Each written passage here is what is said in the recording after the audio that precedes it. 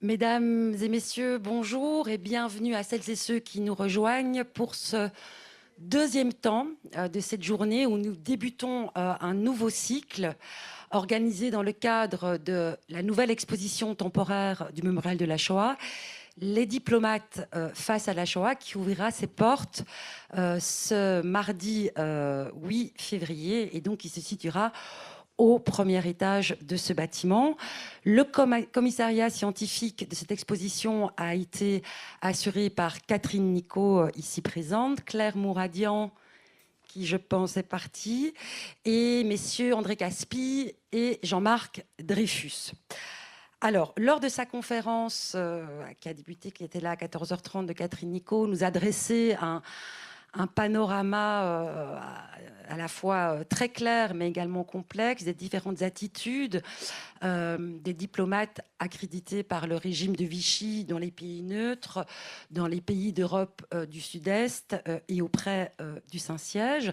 Et pour cette deuxième rencontre, nous allons resserrer la focale en parlant d'un personnage en particulier, à savoir Paul Morand, qui était écrivain, qui est né en 1888 et qui est décédé en 1976. Et nous allons parler de cet homme en particulier à l'occasion de la publication récente de deux ouvrages chez Gallimard, la bibliographie de Pauline Dreyfus, donc la biographie de Paul Morand, qui a obtenu le Goncourt de la biographie Edmond Charleroux 2021. Et le deuxième ouvrage est l'édition critique et scientifique du journal de guerre de Paul Morand, qu'il a rédigé entre 1939 et 1943 et qui est donc publié par Bénédicte Vergès-Chaignon, qui travaille actuellement, et vous en parlerez sans doute, Bénédicte, sur la deuxième partie de ce journal de guerre. Nous allons donc retracer avec nos deux invités le parcours durant la guerre de Paul Morand, qui était donc en mission à Londres au moment de la défaite de l'armée française et de l'avènement du régime de Vichy. et qui sera également nommé ambassade de France en Roumanie en 1943. Et l'intérêt de parler de cet homme, outre le journal, enfin, la source historique très importante qu'il nous a laissée, c'est qu'entre ces deux missions diplomatiques, il a intégré le cabinet de Pierre Laval, dont il était très très proche, au printemps 1942. Et qu'il a donc été aux premières loges des négociations, des tractations entre le gouvernement de Pierre Laval et l'occupant au sujet de la mise en œuvre de la question juive, des préparatifs et de la mise en œuvre de la question juive au printemps et à l'été 1942. Alors je vais bien entendu laisser Samuel Douer, que nous accueillons en tant que modérateur de cette rencontre, présenter un peu plus en avant nos deux invités. Samuel Douer, je vous remercie d'être parmi nous cet après-midi. Vous êtes journaliste, critique de cinéma et de télévision. Après avoir passé une dizaine d'années au journal Libération, vous êtes rédacteur en chef à Télérama, où vous rendez compte de l'actualité cinématographique et pas que, parce que donc en novembre 2020, au moment de la parution consécutive des deux ouvrages dont nous allons parler aujourd'hui, vous avez rédigé une critique pour Télérama de ces deux ouvrages sur Paul Morand, pardon, et c'est la lecture donc, de cette critique qui a attisé notre curiosité et attiré notre attention et qui a fait qu'on s'est procuré très très rapidement les deux livres et qu'on souhaitait voilà, trouver le bon moment pour faire une conférence donc, autour de ce personnage. Donc merci beaucoup pour votre travail qui nous sert même jusqu'ici. Je vais donc laisser la parole à nos trois invités et vous informe qu'à l'issue de la rencontre, bien entendu, il y aura un temps de parole entre le public et nos invités et que les deux livres seront mis en vente et que vous pourrez demander une signature et une dédicace de la part des deux auteurs. Merci beaucoup et bon après-midi.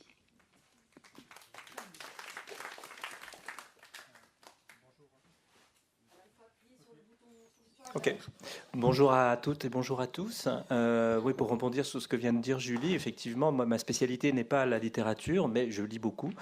Et j'ai depuis très longtemps un grand intérêt pour l'œuvre romanesque et l'œuvre littéraire en général de Paul Morand, et aussi pour la vie très, on va dire, mouvementée de cet homme dans toute... parfois sa grandeur, beaucoup sa bassesse aussi, et voilà, et c'est ce qui m'avait beaucoup intéressé dans le livre de Pauline Dreyfus, et puis évidemment dans ce journal de guerre qui était un peu un récit, des récits, des écrits qu'on pensait disparus. Enfin, on savait qu'ils existaient, mais on ne savait pas si on allait pouvoir les lire un jour, parce qu'ils étaient à la Bibliothèque nationale de France. Enfin, voilà. Et donc c'était un vrai événement que cette publication. Et voilà, d'où l'idée de l'intérêt que j'ai eu pour lire ces deux ouvrages et en rendre compte dans Télérama. Je voudrais, après avoir parlé de moi, je ne vais plus parler de moi. Je vais vous présenter de manière plus complète les deux invités du jour. Donc Bénédicte Vergès-Chaignon, donc vous êtes comme l'a dit Julie, vous êtes historienne, vous êtes docteur en histoire à l'Institut d'études politiques de Paris. Chercheuse, donc spécialiste de la Seconde Guerre mondiale. Vous avez notamment écrit une biographie primée de Philippe Pétain. Et donc, vous êtes responsable éditorial de la publication de ce journal de guerre qui connaîtra une deuxième partie l'an prochain. Et Pauline Dreyfus, donc vous êtes écrivain, romancière. Vous aussi, vous avez une vraie passion pour Paul Morand. Puisque non seulement cette biographie absolument remarquable que vous avez écrite sur Paul Morand, Paul Morand est aussi le héros d'un de vos romans qui s'appelle Immortel enfin, dans lequel vous racontez ses tentatives répétées et longtemps infructueuses pour devenir immortel, donc intégrer l'Académie française. Et il apparaît aussi comme second rôle, si on peut dire, dans Le Déjeuner des barricades, un autre fait historique. Donc, c'est la remise du prix des Deux Magots, si je ne m'abuse. Non, du prix Roger Nimier. Du prix Roger Nimier. C'est aux Deux Magots, c'est le prix Roger Nimier. Non, c'est au Meurice. Au Meurice, j'ai tout faux.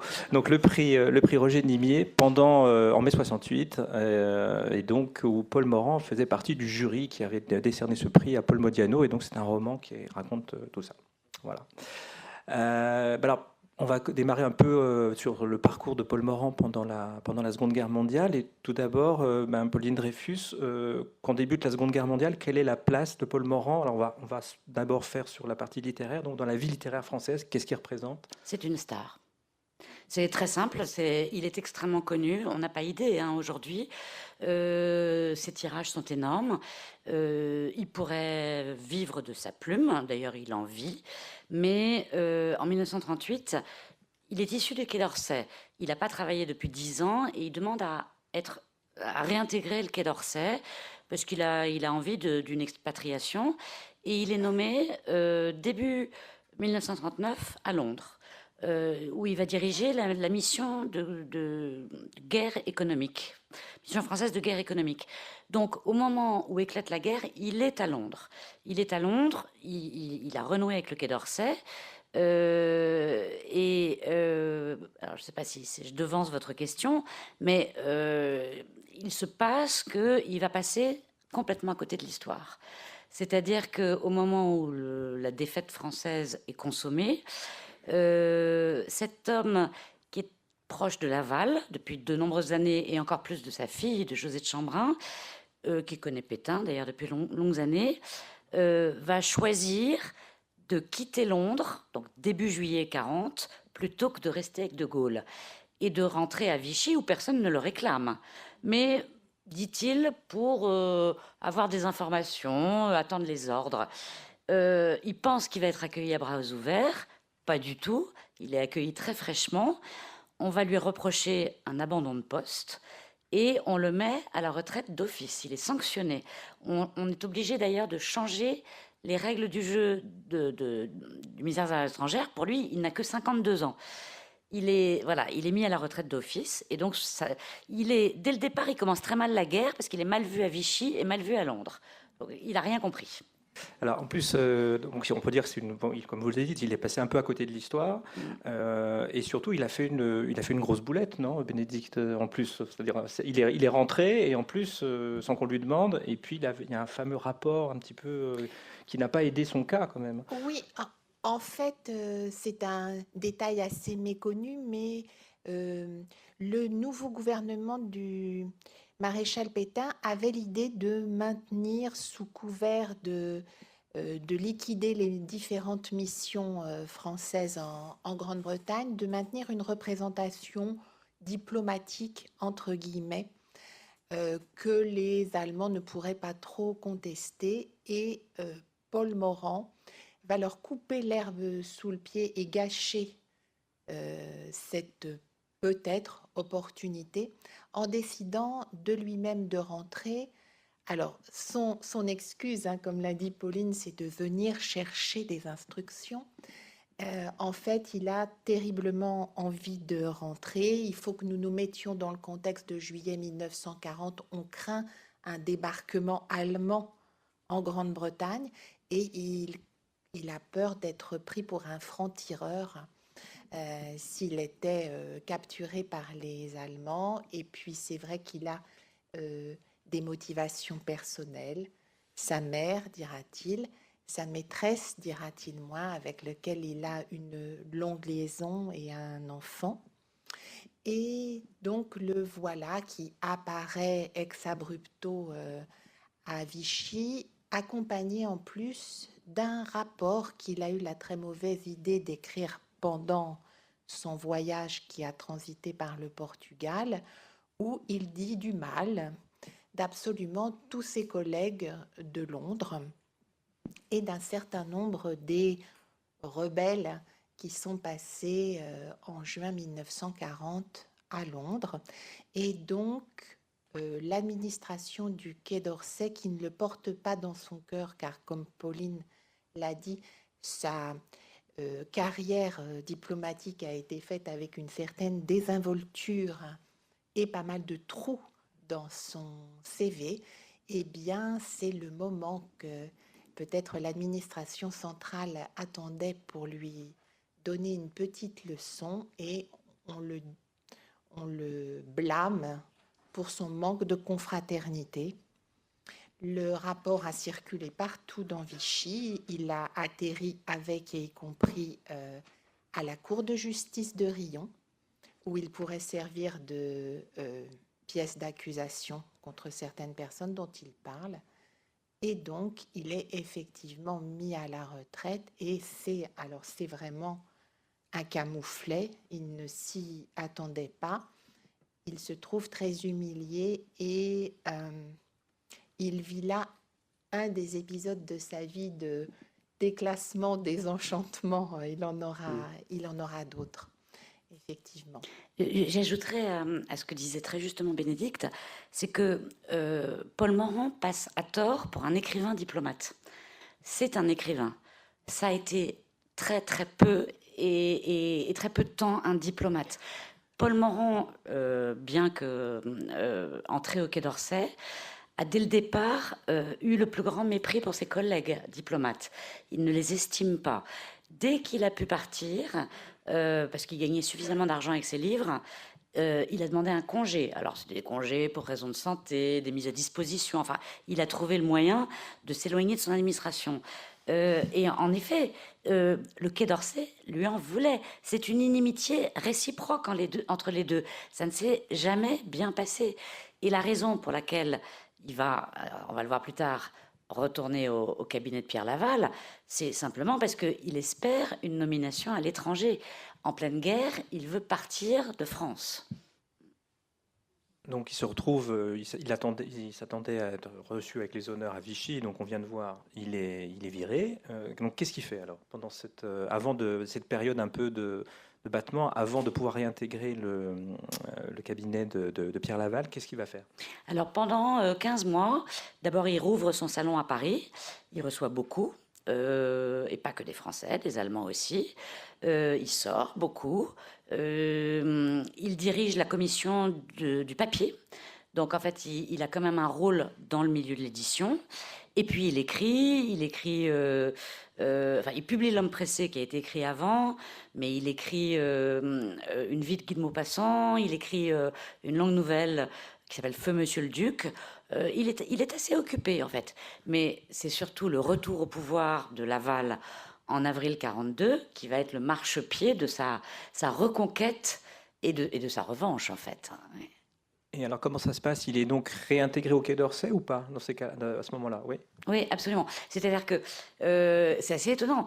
Dès que Pierre Laval est nommé à la présidence du Conseil, en avril 42, Paul Morand, qui n'a peur de rien, écrit une lettre extrêmement flagorneuse à sa fille, à Josette Chambrin, en lui disant qu'il a toujours pensé que son père sauverait le pays et que c'était formidable et qu'il se tenait d'ailleurs à la disposition de Pierre Laval.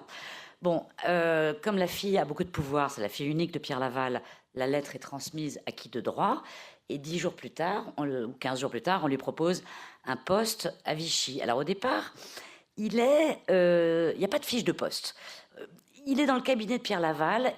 Au fond, il est ce qu'on appellerait aujourd'hui, l'expression n'existe évidemment pas à l'époque, il est le conseiller en communication de Pierre Laval. C'est-à-dire qu'il relit ses discours, il prépare ses passages aux actualités cinématographiques, il rédige des livres de propagande. Voilà, c'est un conseiller en communication. Mais il n'est là que pour une seule raison, c'est qu'il attend d'être nommé à l'étranger. Et d'ailleurs, il déteste Vichy. C'est un trou de province. Tous les membres du cabinet ont 25 ans de moins que lui. Enfin, il y a un problème de génération. Et dès qu'il peut, c'est-à-dire 3 jours par semaine, il file à Paris par la Micheline. C'est ça qui est très intéressant quand on lit le journal de guerre, parce que Pauline a bien dit qu'il était passé un peu à côté de l'histoire. Par contre, il était au bon endroit au bon moment, par contre. C'est ça qui est impressionnant. Pendant toute la guerre, Alors, bon, bizarrement, pour un homme de son âge et de sa supposée expérience, c'est Fabrice à Vichy, effectivement. Donc, ce qui est merveilleux pour nous, c'est qu'il note énormément de ce qu'il voit, de ce qu'il entend, de ce qu'il entend dire. Donc, c'est vraiment un témoin formidable. Et j'ouvre une petite parenthèse, vu la longueur de son journal et le temps qu'il y consacre dans la journée, nous nous doutons qu'il n'est pas très occupé comme chargé de mission au cabinet de Pierre Laval. Voilà. surtout si vous déduisez le temps passé à la popote du président, c'est-à-dire en particulier au déjeuner, ce sont des déjeuners. Voilà. Oui, c'est vrai, quand on lit le journal, on a vraiment l'impression qu'il a passé l'occupation à table, hein, quand même. Hein, oui, voilà, c'est vrai. C'est vrai que beaucoup de lecteurs ont cette impression qui est d'autant plus saisissante quand nous connaissons bien entendu les conditions matérielles de vie des Français à la même époque. Donc, il a ce formidable pouvoir pour nous de restitution, pas toujours avec lucidité. N'oublions pas, il est quand même aussi, il est quand même beaucoup un artiste, un écrivain.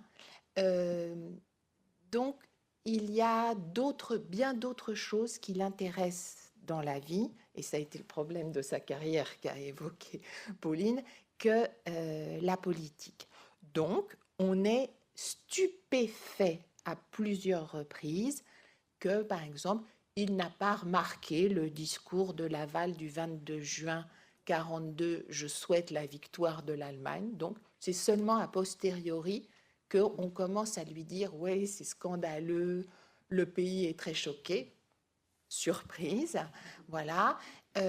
Il passera, on va voir dans la suite, dans le deuxième tome du journal, qu'il va être à Vichy au mois de novembre-décembre 1943, en plein, alors c'est ce qu'on appelle la crise constitutionnelle, ça va être l'ultime affrontement Pétain-Laval qui va être arbitré par les Allemands qui vont refaire le gouvernement français.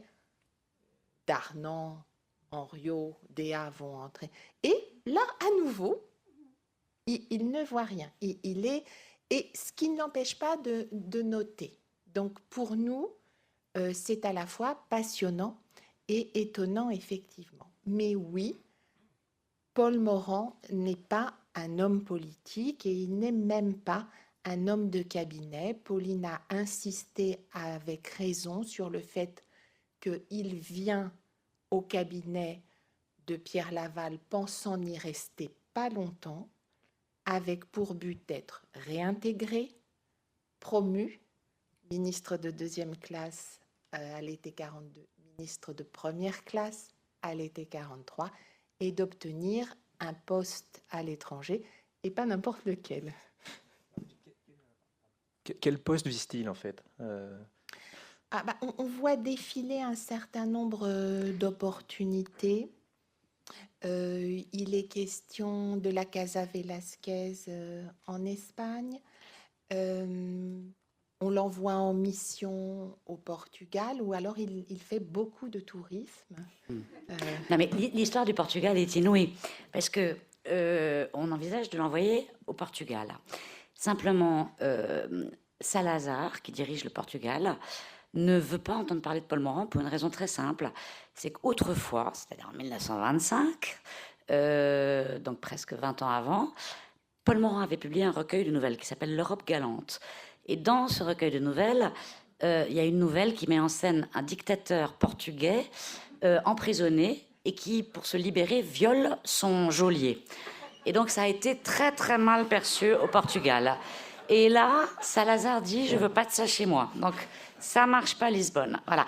Je précise qu'avant, il y avait eu Buenos Aires aussi, où on avait dit que peut-être il pourrait aller. Non, il a essayé plein d'endroits. Hein, oui. Ouais.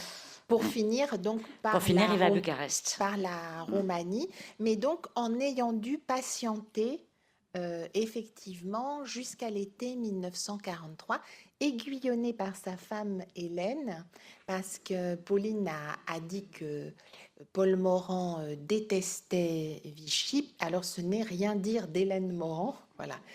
Mais elle ne manque pas de lucidité dans ses analyses, voilà, sur cette ville. Effectivement, il y a là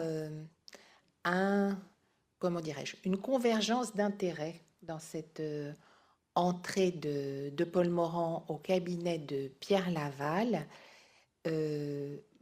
Malheureusement pour Paul Morand, le plus rusé dans l'utilisation d'autrui est Pierre Laval. C'est très étonnant quand on lit le journal, parce qu'il y a effectivement, par rapport à l'histoire où il passe à côté de beaucoup de choses, voire il s'aveugle, et en même temps, sur la vision qu'il a des hommes qui l'entourent, il y a parfois une acuité psychologique. Il comprend quand même pas mal aussi ce qui se trame parfois dans les jeux de pouvoir, les querelles des uns et des autres. Oui, absolument.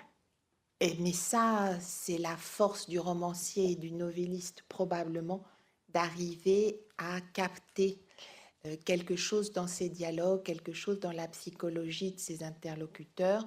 Alors, pas tous, hein, parce que ils pensent que Darquet de Pellepoix n'est qu'un Gascon un peu fort en gueule, mais au demeurant très sympathique. Voilà. Et Donc, j'ajouterais, Bénédicte, que quand il quitte Vichy pour Bucarest, il écrit une lettre d'adieu à Madame Laval, en disant: je suis désolée, j'ai pas eu le temps de venir vous faire mes adieux, mais je me souviendrai toujours de la grande bonté de votre mari. Donc là, peut-être pour la finesse psychologique, on repassera un petit oui, peu, oui. en fait. Et vous avez raison, Pauline, Il flagorne de peut-être. citer la lettre de 1942 à la fille de Laval et la lettre de 1943 à la femme de Laval, bon, qui sont des morceaux d'anthologie Là, des morceaux dans leur d'anthologie, genre, oui. et qui situent bien, vous avez raison, la façon assez paradoxale dont il aborde la mission politique, effectivement, avec quelque chose de mondain, de social, absolument. Et c'est vrai que donc il a parfois de l'aveuglement, parfois de l'acuité. Il nous donne, et c'est son talent, de temps en temps, parce que ce n'est pas du tout un journal littéraire, mais il nous donne de temps en temps une description de la vie d'hôtel à Vichy. Malheureusement, mais vous voyez la citation. Bien sûr, avec les dossiers dans les bidets. Voilà, C'est mais extraordinaire, hein. qui Il y a des descriptions voilà, en quelques paragraphes. de ces hôtels de tout- cure tout d'un coup transformés Voilà. en ministère Tout est et en dit. bureau administratif. Voilà, C'est avec une fantastique. grande force, ou bien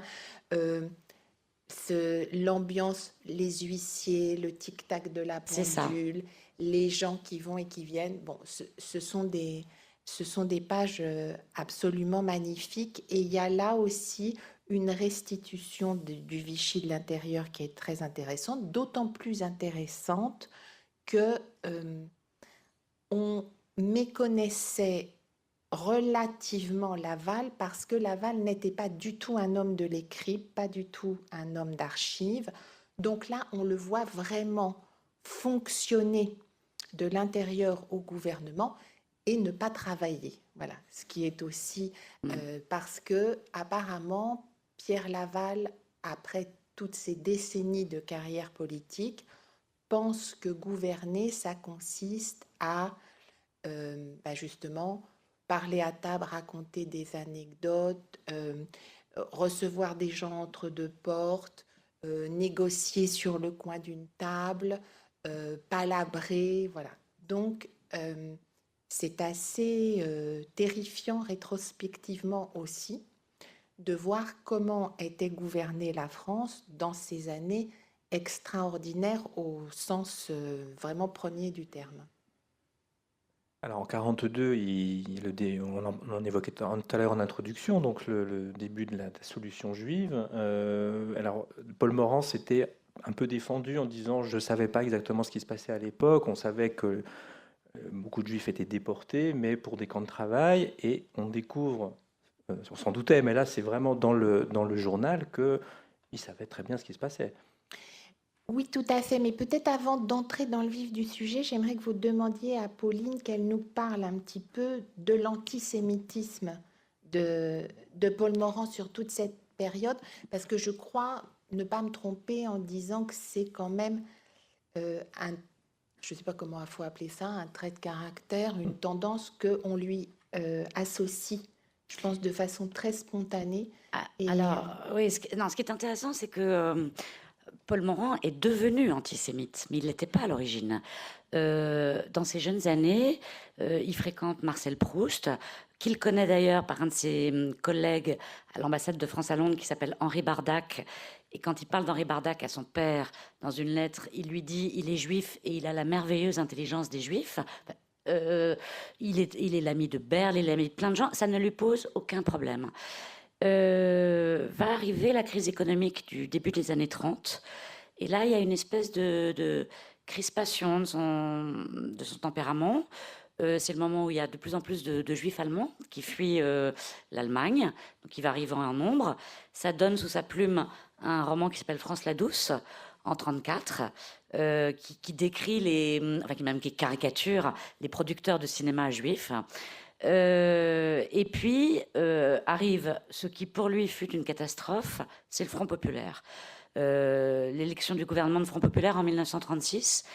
Léon Blum est juif, évidemment, mais ce gouvernement, c'est surtout l'horrifie pour deux raisons principales. D'une part, il va dévaluer le franc de 35%, et Paul Morand est profondément, c'est un petit bourgeois, il est très attaché à son pécule, à son compte en banque. Et puis, ce gouvernement va instaurer 2 semaines de congés payés. Alors là, pour Paul Morand, on porte atteinte à son privilège le plus essentiel, qui est celui de voyager peinard, tranquillou, sur la planète, et qu'on m'emmerde pas.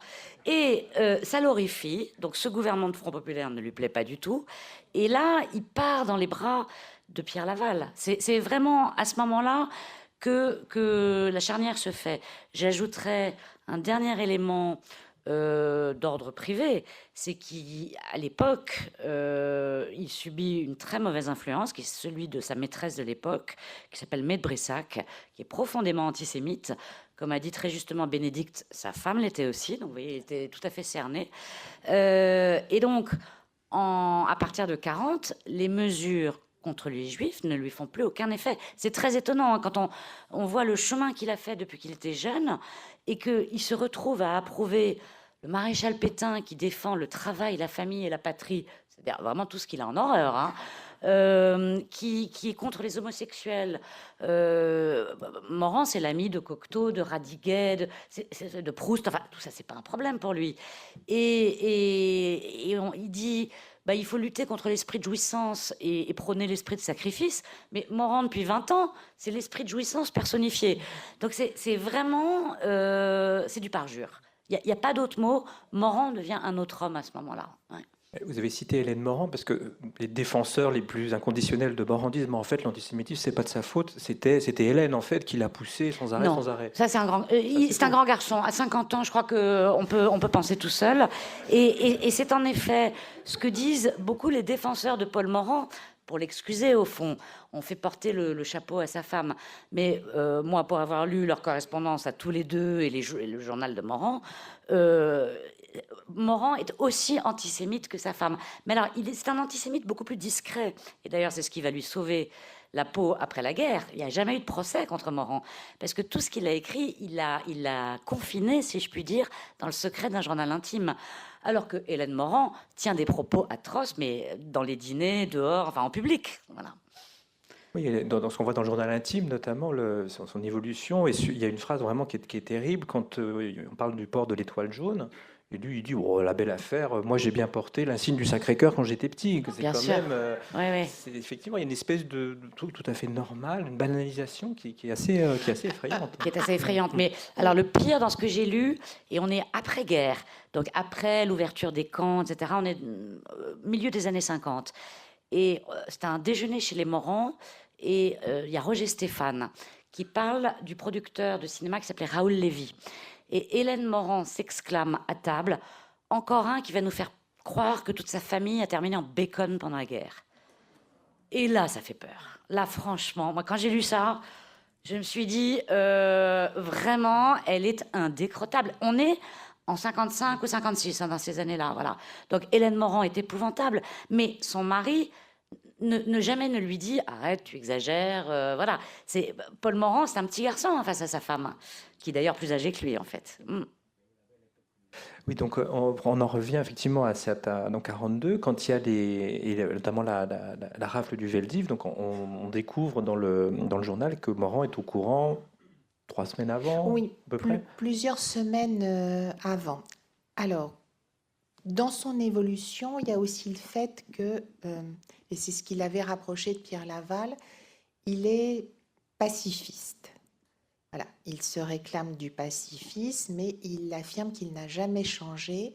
Donc, il est opposé à la déclaration de la guerre en 1939, déclaration qu'il impute pour beaucoup à un désir de vengeance des Juifs internationaux contre l'Allemagne nazie.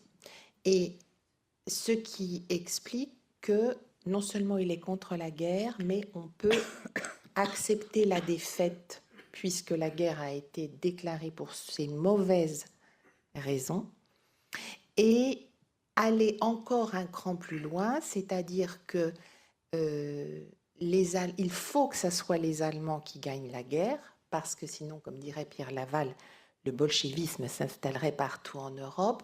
Pauline a souligné avec juste raison que Paul Morand est un petit bourgeois à aspiration rentière, voilà, et donc bien entendu que le communisme lui fait très peur. Et ajoute Hélène Morand, qui l'approuve, si l'Allemagne ne gagnait pas, ça signifierait le, ouvrez les guillemets, retour des Juifs.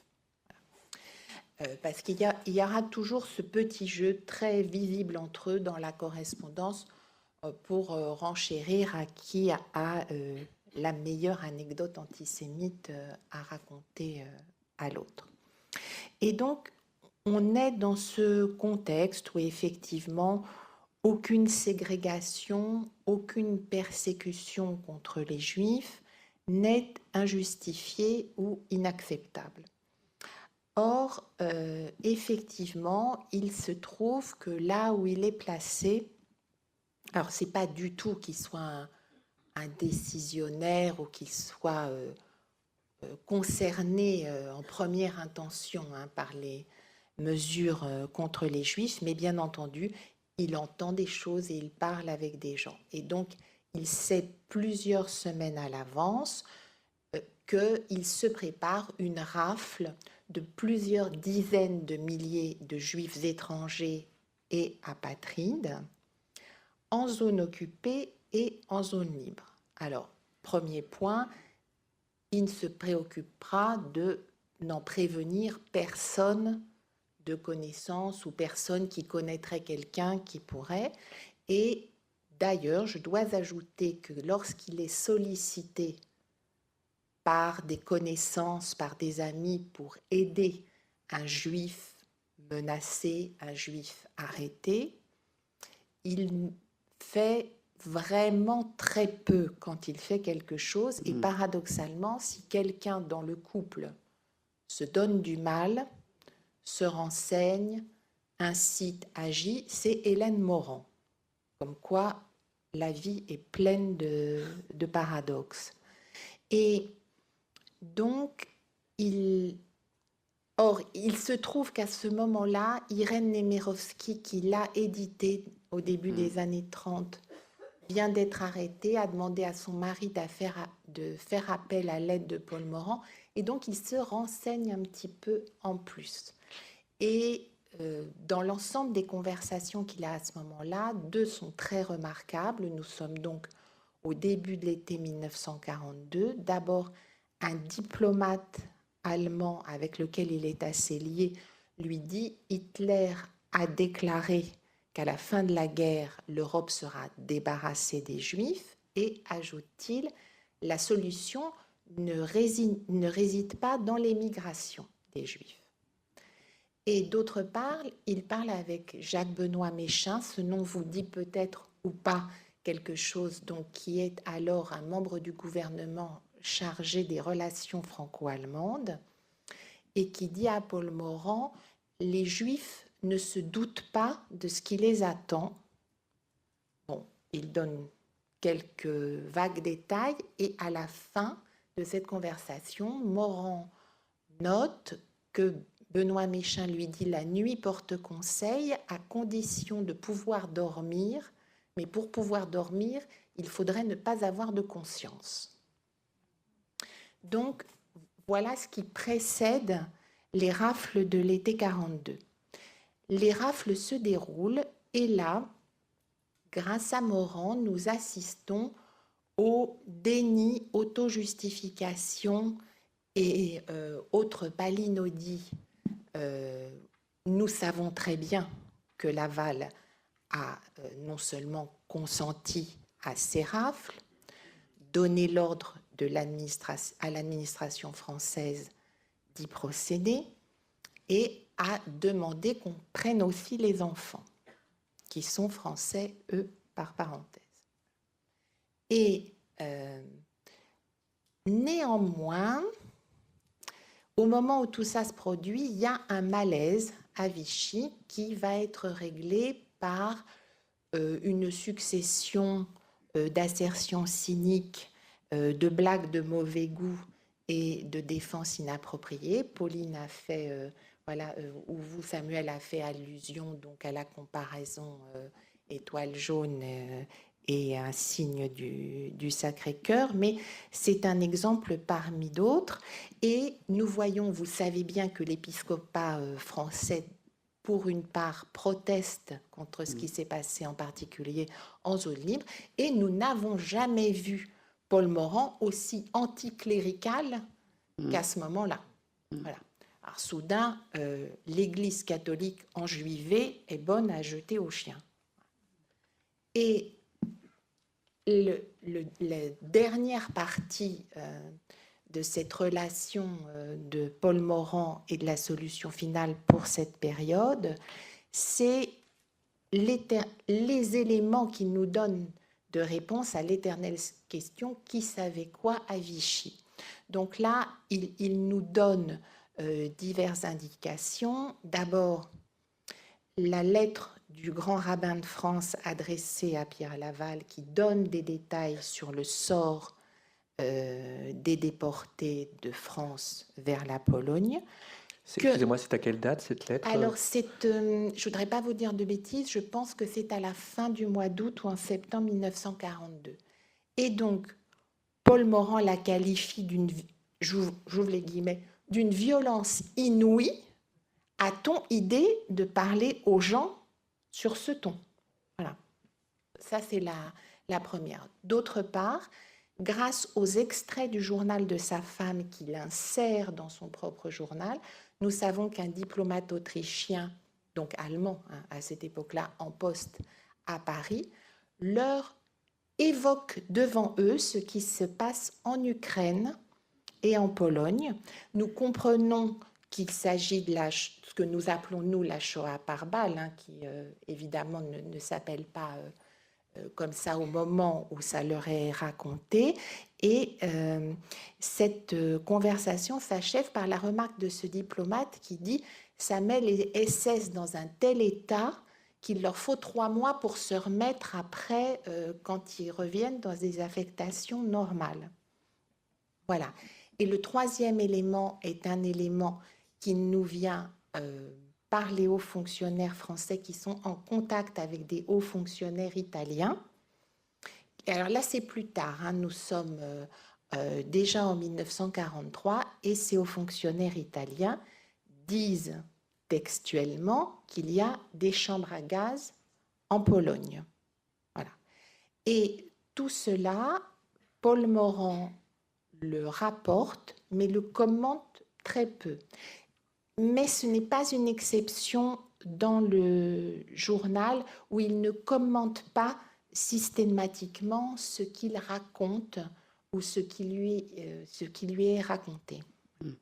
Oui, pour rebondir, ce qui est quand même frappant dans ce journal, c'est que c'est un cœur sec, c'est-à-dire l'absence de compassion, d'empathie.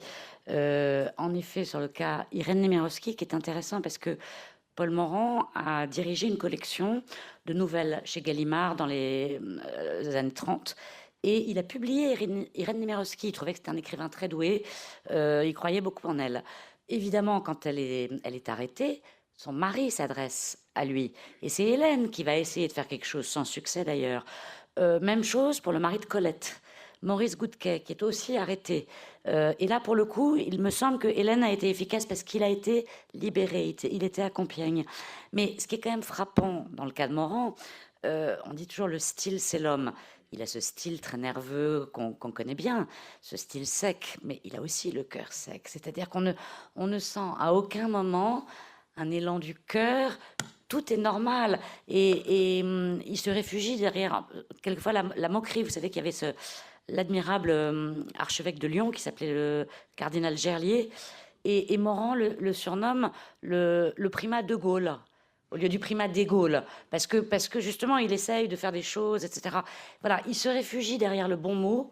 Et c'est assez effarant, hein, ce journal, de ce point de vue-là. Je pense que Bénédicte sera d'accord avec moi. Oui, j'étais très étonnée que toutes ces personnes qui sont supposées être cultivées, intelligentes, avec Bien beaucoup sûr. d'esprit, voilà, se régalent en fin de repas de blagues antisémites. Mais alors, Ah oui, de bas vraiment. étage, hein, Ah oui, vraiment. mais il y a aucun effort, effectivement, pour que ça soit un peu drôle à un moment ou à un autre. Et Hélène Morin a la finesse de noter d'ailleurs que c'est une sorte de passage obligé, enfin, voilà, de la conversation. Et un autre point qui m'a beaucoup frappée, c'est très souvent, quand ce sont les propos de Darquier de Pellepoix qui sont rapportés, eh bien, Darquier de Pellepoix utilise déjà les comparaisons juifs parasites, juifs puces, etc. Je pense que ça vous rappelle bien entendu ce qu'il dira dans les années 70, voilà, à propos du cas Auschwitz, on a gazé que les poux. Cette rhétorique, à ma grande surprise, elle est déjà en place de la part, enfin, à ma grande surprise, je suis sans doute trop bête et trop candide, mais voilà, elle est déjà en place 30 ans avant d'être utilisée. Ben, la formule qu'il a pour décrire Darquier de Pellepoix est incroyable. Il dit, on dirait un dératiseur qui a avalé son produit. Tellement il a l'air fâché en permanence. Mais qui dit dératiseur dira. Oui, oui. C'est ça le problème. C'est ça le problème. Voilà, c'est ça le Et problème. par exemple, enfin, il y a des scènes inouïes où Morand console Darquier parce que Darquier ne peut pas obtenir l'application de l'étoile jaune en zone libre. Il console Darquier parce qu'il n'a pas pu obtenir la dénaturalisation d'étrangers, enfin, de juifs qui avaient été naturalisés dans les années 1930. Voilà, il le console, il le rassure, mais ça finira par s'arranger. Voilà, enfin, on finira par être débarrassé des juifs. Les Allemands s'en occuperont. Voilà. Et ce que note Morand dans le journal sur évidemment ce qu'il entend, ce qu'il voit à Vichy, et je crois que c'est en octobre ou novembre 42, il dit comme ça, mais au détour d'une phrase, il dit on dit à Vichy que les Juifs sont gazés dans les baraquements. Alors Et ça, c'est en 43. 43, Voilà, pardon. là, c'est un peu plus tardif, effectivement. Oui, oui. Et Il s'est dit comme ça, quoi. c'est dit comme ça, voilà. Et il y a cet aspect déconcertant, effectivement, dans le journal, c'est que beaucoup d'épisodes cruciaux sont traités finalement brièvement et parfois avec retard, effectivement. Il y a un grand contraste, mais je pense que Pauline est meilleure connaisseuse que moi de l'après-guerre. Il y a un grand contraste entre ce que Paul Morand a dit après la guerre, la manière dont il s'est justifié, expliqué, dédouané, et ce qu'il y a dans les journaux. Alors on va parler donc voilà ce qui se passe à Vichy. Donc on nous avait dit qu'il a tout fait pour quitter Vichy le plus vite possible. Ça a mis plus de temps que prévu et plus de temps qu'il ne voulait. Finalement, il obtient ce poste en Roumanie. Alors c'est un poste un peu particulier parce qu'il doit remplacer, je crois, un ambassadeur qui est plutôt passé de l'autre côté. Non, c'est ça? Oui, alors je pense que ça se verra à nombreuses reprises dans l'exposition et dans les conférences. Voilà. Au fil des années, et en particulier, bien entendu, à partir de novembre 1942, un nombre croissant de diplomates, y compris parmi les plus haut placés, vont quitter le navire vichysois pour s'embarquer, si possible, sur la nef du Comité français de la libération nationale, alors éventuellement avec un passage sous l'aile protectrice du général Giraud. Et c'est le cas de son prédécesseur en Roumanie, qui, je pense que Catherine Nicot avait travaillé sur ce sujet, avait alerté sa hiérarchie, le ministère des Affaires étrangères, à plusieurs reprises par des rapports sur ce qui arrivait aux Juifs en Roumanie, en particulier à la faveur, je ne sais pas comment dire, des va-et-vient entre les troupes de l'Axe et les troupes soviétiques sur certaines régions limitrophes de la Roumanie. Donc, c'est vrai qu'il va ainsi hériter d'une légation qui est assez fortement dissidente et en tout cas qui lui est très hostile. Et il est curieux, mais après tout logique, étant donné ce que nous avons dit toutes les deux, de voir que dans son journal, il ne s'étend pas trop sur l'accueil hostile qu'il reçoit à Bucarest de la part de sa légation et d'une part de l'intelligentsia roumaine aussi, tandis que dans sa correspondance, Hélène Morand est beaucoup plus explicite sur les accrochages et les vexations, puisque, par exemple, le personnel évite de l'appeler Monsieur le ministre, voilà, mais il appelle juste Monsieur Morand, voilà, ce qui blesse énormément Hélène Morand, effectivement, et lui par ricochet. Bon, ce sont des bricoles, mais qui vous montrent l'ambiance. Et là aussi, nous découvrirons un diplomate avec élastique, puisqu'il ne cesse d'avoir des raisons pour revenir en France pendant qu'il est ministre plénipotentiaire à Bucarest, et de rester 2 mois cette fois-ci, 6 semaines la suivante, etc. Donc en fait, sur le temps, il va passer à la moitié du temps en fait en dehors de Bucarest, en ne voyant à nouveau que ce qu'il veut voir, c'est-à-dire une Roumanie qui est sous la menace de l'avancée de l'armée rouge, et ça l'inquiète énormément et avec raison, je pense, et les bombardements alliés qui se produisent sur la Roumanie, parce que la Roumanie est une grande pourvoyeuse de pétrole.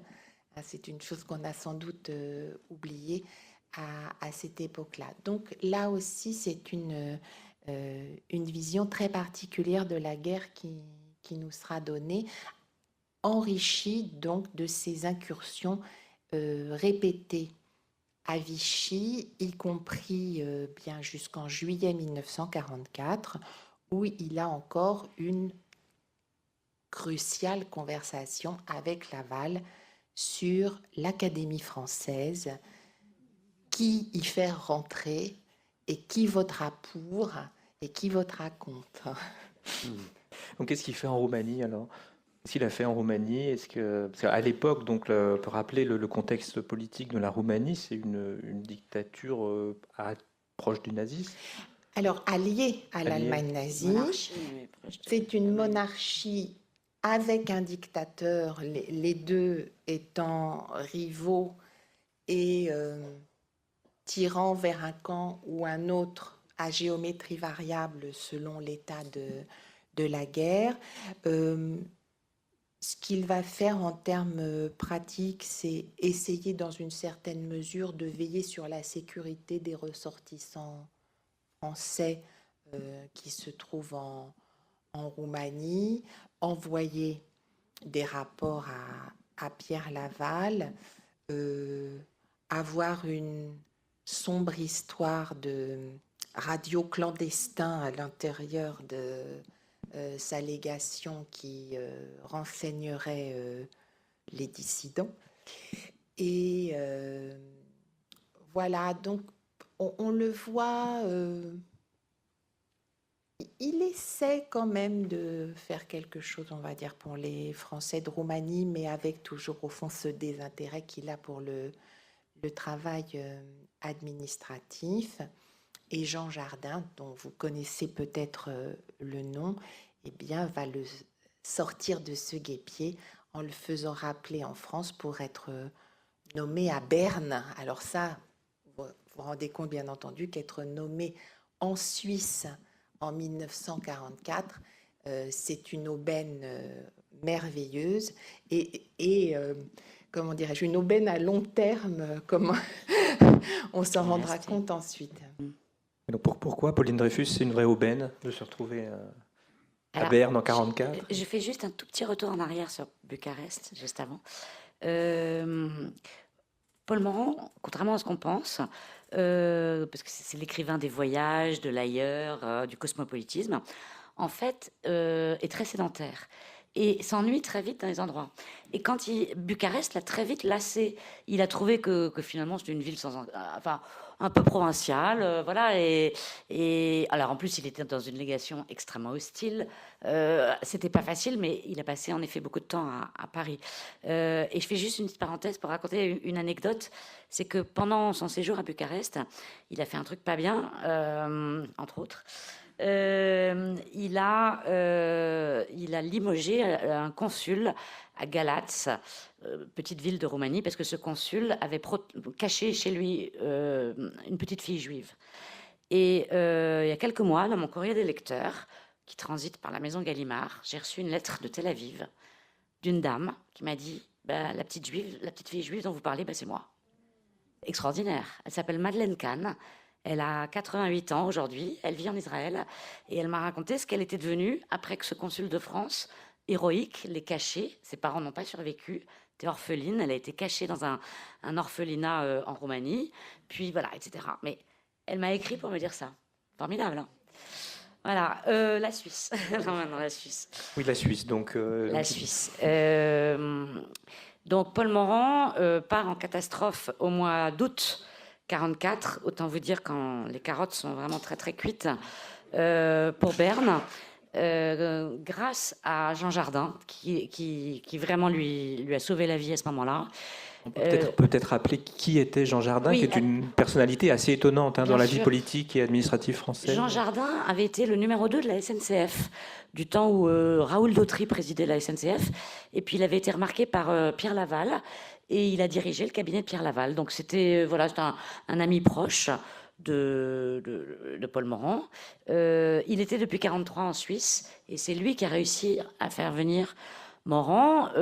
Voyage compliqué, voyage qui inquiète beaucoup Morand, à tel point qu'il a 2 passeports et il prend celui où il y a marqué homme de lettres, parce qu'il se dit que pour le passage de la frontière, ce sera plus neutre que diplomate. Et il débarque en Suisse avec Hélène et le petit-fils d'Hélène. Il n'a plus un sou, enfin, en ce sens qu'il n'a plus de traitement, il est rayé des cadres de l'administration. Il n'a plus de passeport, il ne peut plus voyager, il ne peut plus publier en France. Enfin, c'est du jour au lendemain, c'est une déchéance absolue. Voilà. Et il ne sait pas pour combien de temps il est là. En fait, il n'a plus que ses droits d'auteur, en fait, pour vivre à ce moment-là. S'il a encore des il n'a même pas ses droits d'auteur qui sont tout à fait confisqués.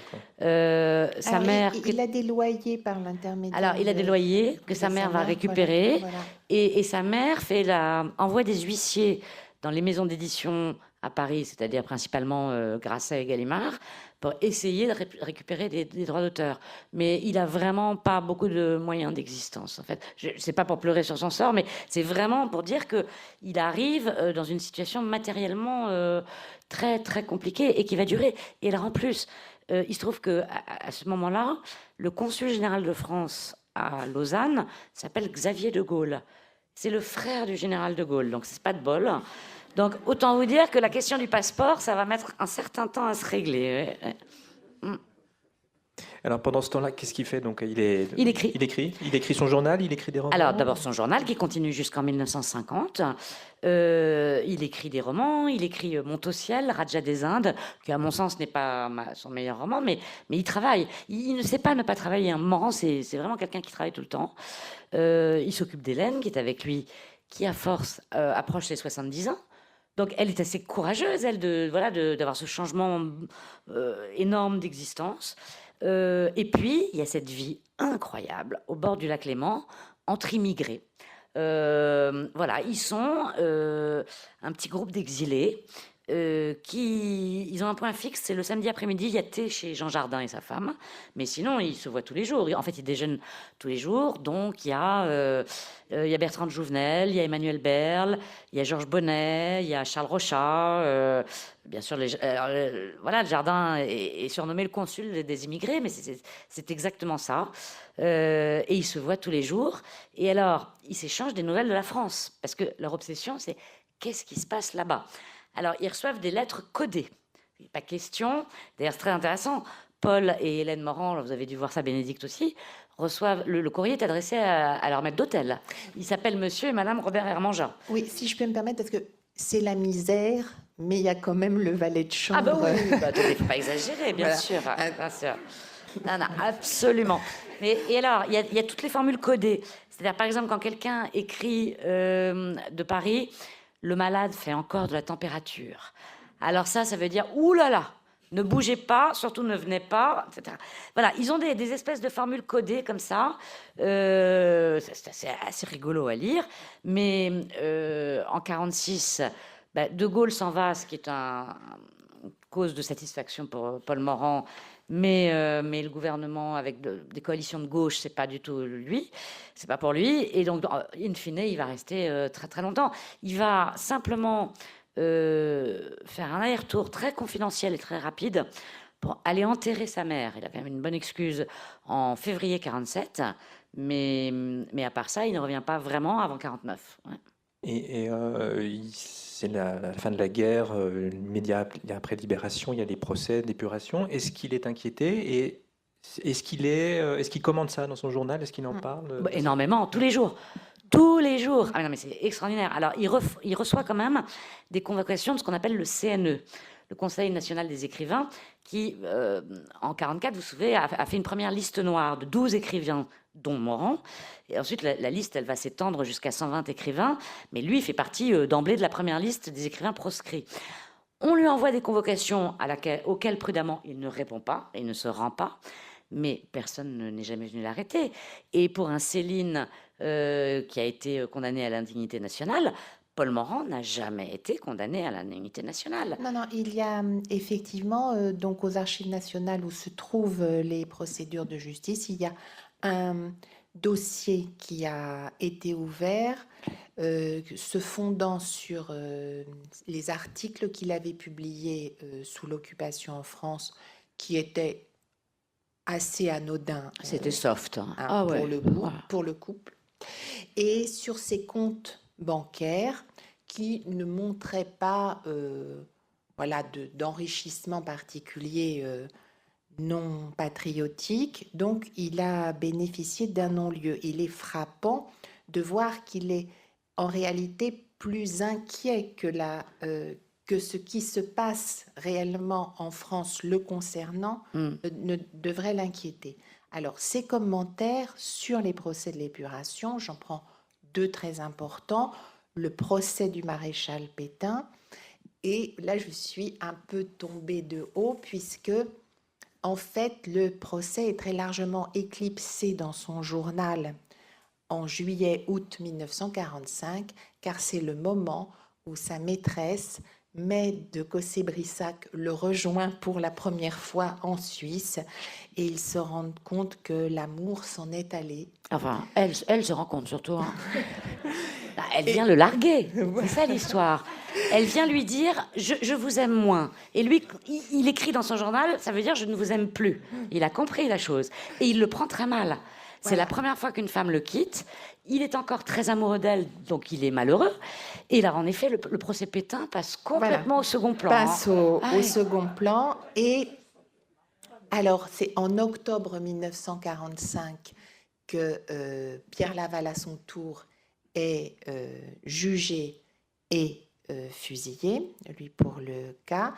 Et sans entrer dans les détails, ce qui est très intéressant et assez stupéfiant, c'est que dans ces moments-là, Paul Morand note dans son journal des rêves qui sont littéralement des exemples types pour l'interprétation des rêves pour les nuls, puisque c'est aussi sophistiqué que je suis dans une barque avec Pierre Laval et nous coulons.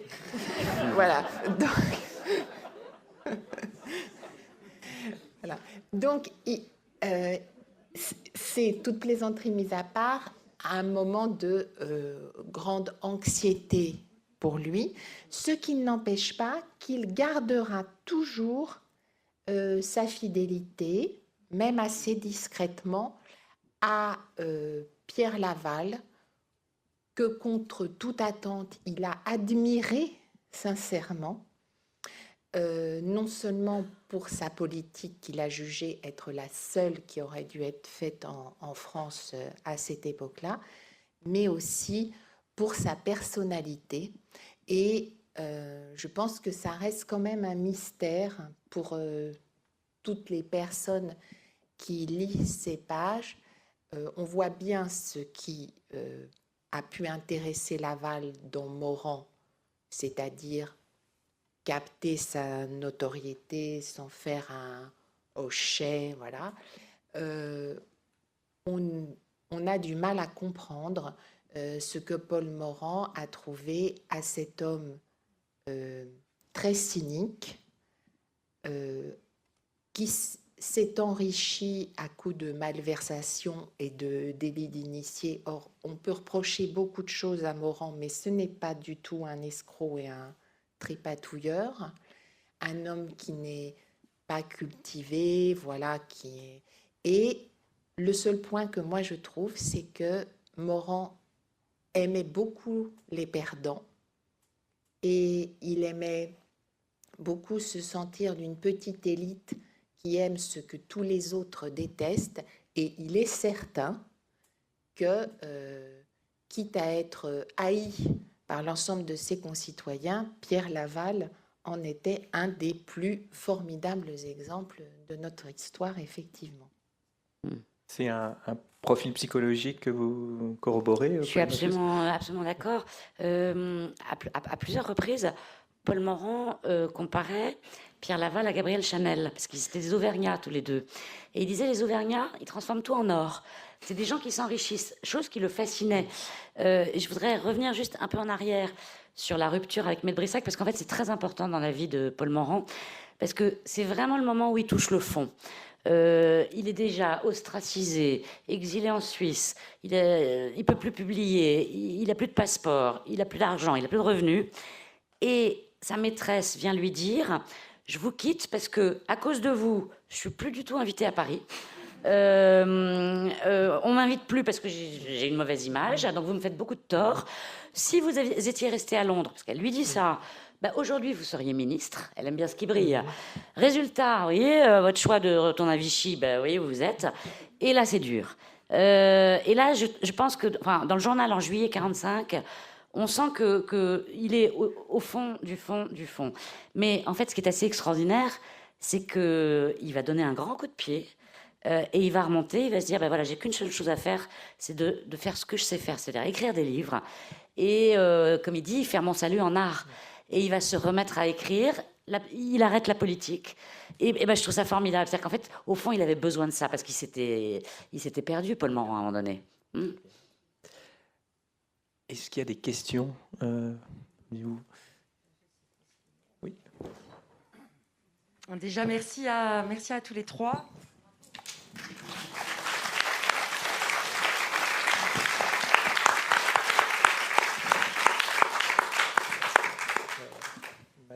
Catherine, je pense. Madame, au premier rang. Je suis Catherine Nicot, donc vous savez. Oui, moi j'ai étudié un peu, enfin j'ai appris des choses sur la période où il a été à Bucarest en tant que chef de la légation en Roumanie, c'est-à-dire 8 mois, hein, entre septembre 43 et mai 44. Et effectivement, je l'ai vu du côté des archives diplomatiques, c'est-à-dire de ce que j'ai pu trouver, notamment dans le dossier de Spitzmüller, le conseiller très gaulliste bien que pas très, très philosémite, on va dire, qui était à Bucarest et qui l'accueillait, qui l'attendait de pied ferme avec les autres. Et c'est l'épisode de la découverte, effectivement, du post-émetteur parce que Spitzmüller, d'abord, accuse Morand d'être venu que pour des problèmes personnels, pour régler des histoires autour du bien de sa femme, ce qui a peut-être une partie de vrai, mais il décrit un Paul Morand qui terrorise assez pour que, finalement, il les empêche d'utiliser le post-émetteur, mais il ne les dénonce pas, il ne fait rien, en fait, contre eux. Voilà. Alors, je voulais savoir si vous aviez un autre éclairage sur l'incident.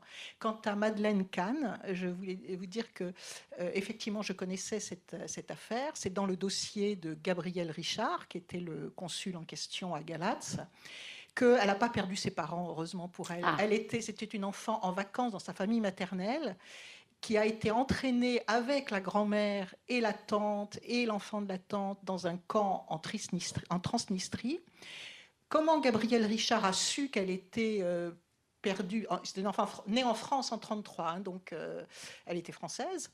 Et comment il a su qu'elle était là, je ne sais pas exactement. En tout cas, effectivement, il a réussi à l'exfiltrer et il l'a gardée un certain temps chez lui à Galatz, avant de la confier quelques jours après, parce qu'elle était atteinte de typhus, à des sœurs de Saint-Vincent-de-Paul qui étaient là, après de la passer aux sœurs de Notre-Dame de Sion de Bucarest. Et effectivement, il a été il a fait quelque chose de très bien, hein, en l'occurrence. Et cette dame, d'ailleurs, a écrit elle fait œuvre littéraire, hein, elle a écrit des textes sur cette histoire.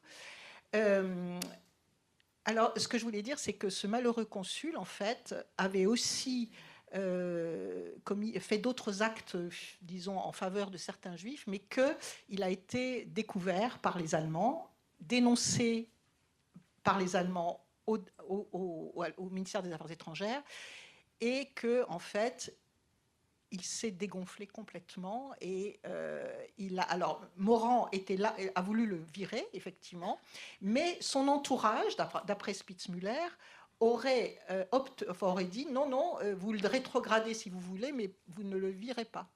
Et ce qui a été le cas. Il est venu à Bucarest, Gabriel Richard, pour faire du déchiffrement, ce qui était très en deçà de son grade. Voilà, excusez-moi. Donc, la question, c'était sur... Merci. Donc, monsieur, oui. Oui. Eh bien, moi, j'ai été diplomate en poste à Bucarest, pas comme dissident, c'était 30 ans après, une trentaine d'années après. Et on parlait de la famille Morand, c'était surtout elle qui avait mauvaise réputation. Et on me disait systématiquement, à peu près, elle recevait les Allemands. Et alors on me disait aussi que la bonne société roumaine ne fréquentait plus la légation de France et qu'un jour, Paul Morand avait rencontré une dame de la bonne société roumaine et lui avait dit « mais on ne voit plus de Roumains à la légation de France ». Et la réponse avait été « c'est que les Roumains sont francophiles ». Alors, on disait aussi que Madame Morand, Hélène, j'oublie son nom de famille, elle était d'origine grecque, qu'elle était riche. Alors, je ne sais pas si c'était exact. Et puis, d'autre part, il y avait effectivement un climat dissident. Les souvenirs en sont restés à la légation de France. Voilà. Ces souvenirs sont assez vrais de ce qu'on perçoit dans le journal de Paul Morand, hein, effectivement. Et pour rebondir avec une anecdote, Hélène Morand avait tellement mauvaise réputation qu'il y a eu tout un moment où les Suisses ne voulaient pas accepter la venue de Paul Morand à l'ambassade de France à Berne, parce qu'il ne voulait pas s'embarrasser d'Hélène Morand. Et donc, il a fallu lui promettre qu'elle ne ferait que passer pour des allers-retours. Bon, allers-retours qui, effectivement, se sont arrêtés le 24 août 1944, comme vous pouvez vous en douter. Mais manifestement le souvenir du couple Morand tel qu'il était resté 30 ans plus tard à Bucarest était assez proche de la réalité. Oui. Oui, une précision historique, le départ de Paul Morand pour la Suisse, ça coïncide à peu près avec le coup d'État royal qui a eu lieu exactement le 23 août, au moment de l'annonce de la libération de Paris. Alors, Paul Morand était parti bien avant cela. C'est simplement qu'il est resté donc coincé en France avant de pouvoir rejoindre son poste à Berne, puisque les Suisses se faisaient tirer l'oreille. Je voudrais pas vous dire de bêtises, mais je pense qu'il avait quitté, lui, la Roumanie peut-être en avril, je sais plus, en mai. Voilà. Tandis qu'Hélène Morand, elle, est restée et a traversé l'Europe, je dirais, de la fin du printemps 1944 dans un train contenant leurs affaires, dont les tapis, les sculptures, le champagne, les cigares, etc., qui ont été arrêtés à la frontière entre la France et la Suisse par les maquisards. Et ils ont bu leur champagne. Et ils se sont roulés dans leur tapis. Pardon, un dernier point. C'était l'époque des écrivains au Quai d'Orsay. Il y avait Saint-Jean-de-Perse, il y avait Giraudoux, il y a eu Claudel avant, mais il devait y en avoir d'autres. Est-ce qu'il y avait des jalousies d'écrivains? Parce que vous disiez que Paul Morand était mal vu au Quai d'Orsay. Alors, est-ce qu'il y avait des jalousies avec Saint-Jean-de-Perse, avec Giraudoux? Alors, Merci. Saint-Jean-de-Perse, qui s'appelait Alexis Léger, de son vrai nom, il n'y a eu aucune jalousie. Et au contraire, ils s'entendaient admirablement bien. Ils se connaissaient depuis l'Institut d'études politiques, donc depuis très longtemps. Giraudoux, c'est plus compliqué. Giraudoux, ça a été son frère adoptif. Quand il était jeune, ça a été son répétiteur. Paul Morand a raté son bachot en juin. Son père lui a dit « On va arrêter les bêtises. Tu prends un répétiteur, tu vas l'avoir à la session de rattrapage d'octobre. » Il a embauché Giraudoux, qui était un agrégatif, qui lui a permis d'obtenir son bachot et qui est resté vraiment comme un grand frère pour lui. Jusqu'au moment où deux choses se sont passées. La première chose, c'est que Giraudoux s'est marié avec une femme que Paul Morand n'aimait pas du tout. Donc les épouses ne s'entendaient pas, et alors là, ça c'était compliqué. Et puis Giraudoux a commencé à avoir beaucoup de succès au théâtre. Et auteur dramatique, vous savez, il a commencé par des romans, mais très vite, il a vu que sa vocation, c'était le théâtre. Et Paul Morand était assez envieux et jaloux des succès de ses confrères. Et donc là, au cours des années 30, ça s'est beaucoup moins bien passé. Et ils se sont très peu vus, ils se sont un peu croisés à Vichy, mais très peu. Et ils se voyaient plus du tout quand Giraudoux est mort en 1944. Et avec Claudel, parce qu'on imagine que ce n'était pas exactement le même tempérament. Alors d'abord, Claudel, il y avait une différence de génération, c'est que Claudel était plus âgé. Morand enviait beaucoup Paul Claudel d'avoir été en Chine. C'est une des raisons pour laquelle il a demandé à partir au Siam, ce qui s'appelle la Thaïlande aujourd'hui, où en fait il ne passera que 2 mois, parce qu'encore une fois, Paul Morand n'est pas un voyageur. Paul Morand, c'est un mythe. Hein. Dès qu'il est ailleurs, il a envie de rentrer chez lui. Mais il n'y a pas, je dirais pas qu'il y a d'amitié avec Paul Claudel. Non, la personne qu'il a le plus admirée au Quai d'Orsay, qui n'est pas un écrivain d'ailleurs, c'est Philippe Berthelot, qui est un personnage un peu oublié aujourd'hui, mais qui était le secrétaire général du Quai d'Orsay, et qui est un type absolument étonnant, mort prématurément en 1934, mais qui était une intelligence folle, et qui avait de l'admiration et de l'amitié pour les écrivains, et donc qui avait décidé de prendre sous sa bannière tous les écrivains du Quai d'Orsay. Monsieur ? Merci. Ma question s'adressera à Pauline Dreyfus. Alors, vous nous avez dit qu'il n'a pas été inquiété à la Libération en tant qu'écrivain. Mais est-ce qu'il n'a pas été, en tant que diplomate, révoqué et sans salaire? Oui, absolument. Bon, c'est quand même plus qu'un détail. Oui, mais vous savez qu'il y a eu un procès en 1952 et qu'il est rentré dans ses droits, il a touché des indemnités. Il a été réintégré sur l'action d'un maître de requête au Conseil d'État et qui s'appelait Georges Pompidou. Alors là aussi, c'est quand même plus qu'un détail. Ouais, zut, zut et zut. Alors, non, je précise simplement que Georges Pompidou, qui a en effet instruit ce dossier au Conseil d'État, a rendu des conclusions uniquement sur la forme et non pas sur le fond. C'est-à-dire que la question n'était pas de savoir si le comportement de Morand avait été bien ou pas bien pendant la guerre, c'est le fait que les conditions dans lesquelles le Quai d'Orsay l'a mis à la retraite d'office et l'a privé de son traitement n'avaient pas été faites dans les formes. Voilà. Donc Pompidou a vraiment jugé l'affaire pas au fond. Après, le point qui est vraiment stupéfiant, c'est que tout le monde, nous les premiers, mais les générations précédentes, avaient complètement oublié que Paul Morand avait appartenu au cabinet de Laval. Ça, c'est vraiment... c'est quelque chose, vous voyez, même dans les attaques dont il fait l'objet lors de ses différentes candidatures à l'Académie française, eh bien... le fait qu'il ait été ambassadeur de Vichy revient régulièrement.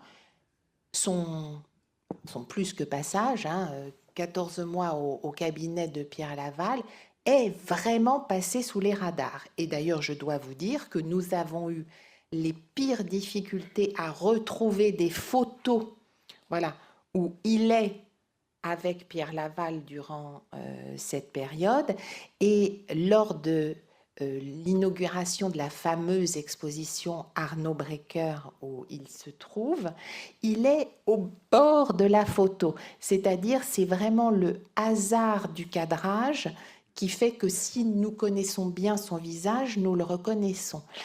Il était vraiment, il s'efforçait de garder un profil bas pendant cette période d'activité. C'est très juste ce que dit Bénédicte, à tel point que dans la première biographie de Paul Morand, qui est sortie en 1980, donc il y a quelques années quand même, signée de Ginette Guitaroviste, elle écrit noir sur blanc, on perd sa trace entre 1942 et 1943.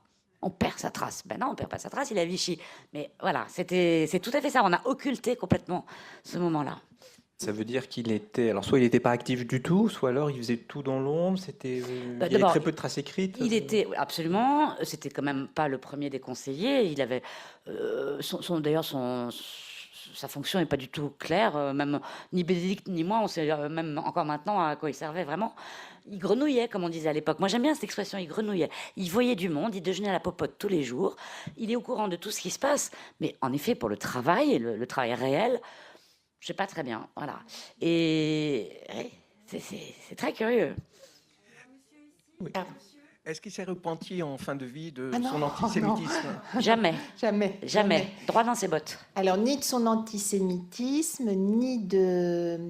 comment dirais-je, il a toujours soutenu Laval et il s'est découvert une vocation de pétainiste qui n'est pas aussi claire que ça pendant la période, puisque, comment dirais-je, il a choisi le clan Laval contre le camp Pétain. Non, aucun remords, aucun pardon demandé d'aucune sorte.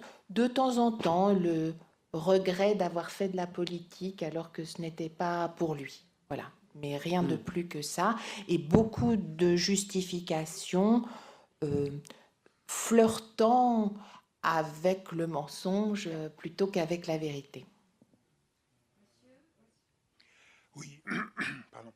Il y a un ambassadeur de France dont il a été, je crois, très proche, et c'était une amitié, sinon d'enfance ou d'adolescence, et dont il est devenu un parent, un très grand ambassadeur de France, qui s'appelait Éric Labonne.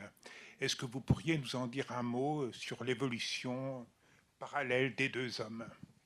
Alors, je ne connais pas bien le sujet d'Éric Labonne. Éric Labonne est un cousin par la famille de la mère de Paul Morand. C'est un mari de sa cousine. En fait, c'est par alliance, Éric Et Labonne. donc, il est légèrement plus âgé et lui va avoir effectivement une très grande carrière.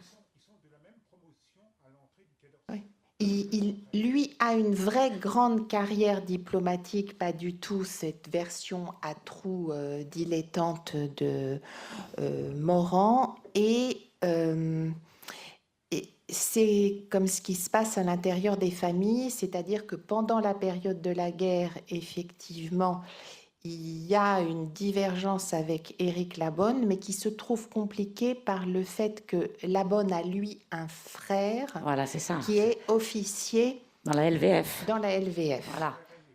Son frère aîné, exactement. Voilà. LVF, Légion des volontaires Français contre le bolchevisme. Donc, voilà. Et qui, non content d'être officier dans la LVF, écrit assez intensément dans des journaux comme Le Pilori. Voilà, tout à fait, la crème. Hein, effectivement. Donc là, il y a une sorte de méli-mélo familial, mais c'est quelque chose, je pense, qui se retrouve dans d'autres familles où il y a la solidarité de l'affection et la divergence profonde des analyses de la situation et des engagements politiques. Après, je dois vous dire que comme moi, je n'ai pas beaucoup travaillé sur l'après-guerre, je ne sais pas que sont devenues leurs relations. Mais ils avaient été effectivement proches et je pense que Morand avait, avant la guerre, de l'admiration pour Éric Labonne, absolument. En tout cas, Éric Labonne faisait partie du club des Cordeliers. Monsieur, parlez dans le micro, monsieur, il y a des gens qui nous regardent. Éric Labonne faisait partie du club des Cordeliers qui réunissait chez la famille Morand, c'est-à-dire Eugène et celle qu'on appelait la dame, réunissaient effectivement... Le dimanche soir. Le dimanche soir. Édouard Bourdet, Paul Morand, les Lalique, les Abiland.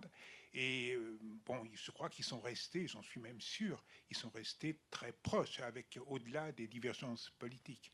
Un point sur lequel je voulais revenir, la rivalité peut-être de Morand vis-à-vis de Giraudoux au moment du début de la grande carrière de Giraudoux au théâtre. J'ai eu l'occasion de retrouver des lettres de Paul Morand évoquant le début de cette carrière au théâtre de Giraudoux, et Morand l'a énormément soutenu à ce moment-là. Au début. En 28. Oui, 28, c'est le tout début. Et c'est même Eugène Morand, le père de Paul Morand, qui a toujours dit à Giraudoux, qui était vraiment son fils adoptif, fais du théâtre, tu es fait pour ça, c'est ce que tu dois faire. Et le père de Paul Morand était aussi auteur dramatique. Bien sûr. Oui. Alors, nous allons devoir malheureusement arrêter, car les deux livres vont être mis en vente, et comme ça, vous avez la possibilité aussi de les faire signer par les auteurs. Donc, je vous remercie, un grand merci à tous les trois. C'était passionnant, c'était une vraie conversation, et ça fait du bien.